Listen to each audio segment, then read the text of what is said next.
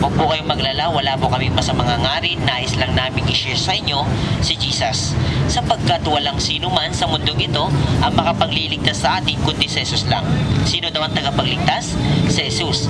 Sapagkat wala pong bagay sa mundong ito ang makapagliligtas sa atin. Hindi po pera, hindi po kayamanan, hindi po ari-arian, hindi po religion, hindi po tao ang makapagliligtas sa atin, kundi si Jesus lang. Sapagkat si Jesus lang ang daan ng kaligtasan.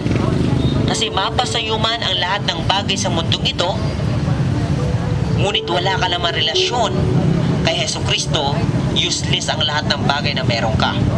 Okay? Sabi nga ni Jesus sa Marcos 8:36, ano ba ang mapapala ng isang tao kung mapasa kanya man ang lahat ng bagay sa mundong ito, pero mapapahamak naman ang kanyang kaluluwa?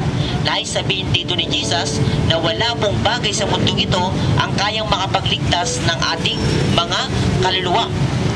Okay? Wala pong bagay sa mundong ito ang kayang makapagligtas ng kaluluwa mo. Hindi ka po kayang iligtas ng pera, hindi ka po kayang iligtas ng kayamanan, hindi ka po kayang iligtas ng tao, hindi ka po kayang iligtas ng religion. Ang tanging makapagliligtas lang sa ating walang iba, si Jesus lang.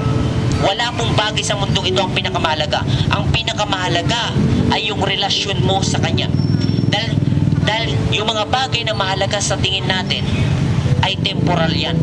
Yung mga bagay na mahalaga sa buhay natin, hindi makakatulong yan para iligtas yung kaluluwa natin. Kaya ka bang iligtas ng mga bagay na meron ka? Kapag namatay ka ba, madadala mo ba yan? Meron ka na ba nakita na matay na dala niya yung kayamanan niya? Meron ka na ba nakita na matay na dala niya yung motor niya? Meron ka na ba nakita na matay na dala niya yung bahay niya? So wala pong pinakamahalaga. Ang totoong tagumpay ay hindi po yung tagumpay sa mundong ito. Makamit mo man ang lahat ng yaman sa mundong ito kung wala kang relasyon, hindi po relasyon kay Jesucristo, kawawa ang iyong kaluluwa.